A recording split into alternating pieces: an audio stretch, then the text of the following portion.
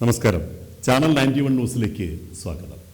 ഇല്ലാത്ത ആട് വളർത്തിയും നടാത്ത മാഞ്ചിയം മുറിച്ചു വിറ്റും കോടികൾ സമ്പാദിക്കാൻ കയ്യിലുണ്ടായിരുന്ന ലക്ഷങ്ങൾ തുലച്ച മലയാളി ഇന്നിപ്പോൾ നൂതന സൈബർ തട്ടിപ്പിന്റെ ചിലന്തി വലയിൽ കുരുങ്ങി ആത്മഹത്യ ചെയ്യേണ്ട ദുരവസ്ഥയിലാണ്.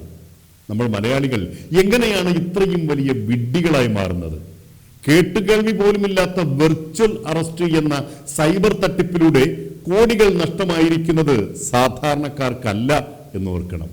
ഡോക്ടർമാർ, എഞ്ചിനീയേഴ്സ്, ഗസറ്റഡ് പദവിയിലുള്ള ഗവൺമെന്റ് ഉദ്യോഗസ്ഥർ തുടങ്ങി ഉന്നത വിദ്യാഭ്യാസമുള്ളവരും അത്യുന്നത പദവിയിലിരിക്കുന്നവരുമാണ് വിവേകശൂന്യരായി കയ്യിലുണ്ടായിരുന്ന മുഴുവൻ സമ്പാദ്യവും അന്യസംസ്ഥാന സൈബർ തട്ടിപ്പ് കുബുദ്ധി സംഘങ്ങളുടെ അക്കൗണ്ടുകളിലേക്ക് നിഷ്പ്രയാസം കൈമാറിയിരിക്കുന്നത്.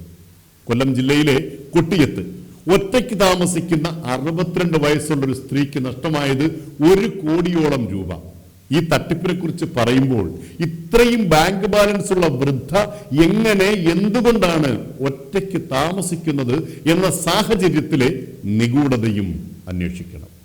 ഇവരുടെ പേരിൽ ആരോ അയച്ച പാഴ്സലിൽ മയക്കുമരുന്നുണ്ടെന്നും ഈ വൃദ്ധയുടെ ആധാർ ഉപയോഗിച്ച് 24 വ്യാജ ബാങ്ക് അക്കൗണ്ടുകൾ ആരൊക്കെയോ തുടങ്ങിയെന്നും അതിനാൽ ഇവരെ വെർച്വൽ അറസ്റ്റ് ചെയ്തിരിക്കുന്നു എന്നൊക്കെ പറഞ്ഞ് മുംബൈ പോലീസ് എന്ന വ്യാജേനയാണ് 1 കോടിയോളം വരുന്ന തുക സൈബർ തട്ടിപ്പ് സംഘം തട്ടിയെടുത്തിരിക്കുന്നത്.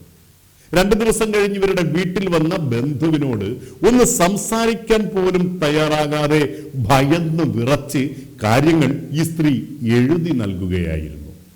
കൊല്ലം വെസ്റ്റ് സ്വദേശിയായ 72-കാരനാണ് അടുത്ത ഇര.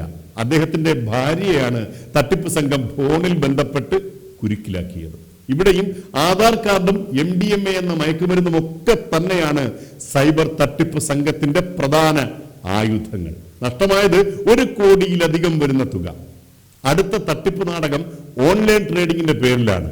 ഓഹരി വിപണിയിൽ ലക്ഷങ്ങൾ നിക്ഷേപിച്ചാൽ മണിക്കൂറുകൾ കൊണ്ട് കോടികൾ കൊയ്യാമെന്ന മോഹന വാഗ്ദാന തട്ടിപ്പ് തന്ത്രത്തിൽ കുരുങ്ങി അഞ്ചാലുമൂട് സ്വദേശിക്ക് നഷ്ടമായതും കോടിയിലധികം രൂപ തന്നെ. കൊല്ലം മുണ്ടക്കൽ സ്വദേശിയായ ഡോക്ടറെ വെർച്വൽ അറസ്റ്റ് ചെയ്ത് സൈബർ ഭീകരർ സ്വയം തടവിലാക്കി. ഇങ്ങനെ നീളുന്നു തട്ടിപ്പ് തന്ത്രങ്ങൾ. നഷ്ടമായ കോടികളിൽ 1 രൂപ പോലും തിരികെ ലഭിക്കുവാൻ സാധ്യതയില്ല എന്ന് മാത്രമല്ല, എത്ര വിപുലമായ അന്വേഷണം നടന്നാലും ഇത്തരം സാങ്കേതിക വിദഗ്ധരായ കുറ്റവാളികളെ പൂർണ്ണമായും പിടികൂടുവാൻ സാധിക്കുകയും ഇല്ല. കുറ്റകൃത്യങ്ങൾ പ്രോത്സാഹിപ്പിക്കാൻ പാടില്ല എന്നത് ഒരു വശം. മറുവശം ചിന്തിക്കുമ്പോൾ പണത്തിനോടുള്ള അത്യാർത്തിയിൽ കുരുങ്ങിയാണ് ഭൂരിഭാഗത്തിനും പണം നഷ്ടമാകുന്നത്.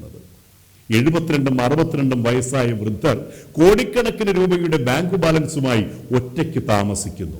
ഇവരുടെ മക്കൾ, ബന്ധുക്കൾ, മിത്രങ്ങൾ, സാമൂഹിക ബന്ധങ്ങൾ ഇതൊന്നും ഇവരുടെ ജീവിത സാഹചര്യങ്ങളുമായി പൊരുത്തപ്പെട്ടു പോകാത്തത് എന്തുകൊണ്ടാണ്? ഇന്ത്യയിൽ വെർച്വൽ അറസ്റ്റ് എന്നൊരു സംവിധാനം ഇല്ല. മറ്റൊരു കാര്യം, ലക്ഷങ്ങൾ നിക്ഷേപിച്ചാൽ മണിക്കൂറുകൾക്കകം കോടികൾ നേടാം എന്നത് പണത്തിനോടുള്ള അത്യാർത്തി മാത്രമാണ്. കരുതിയിരിക്കുക.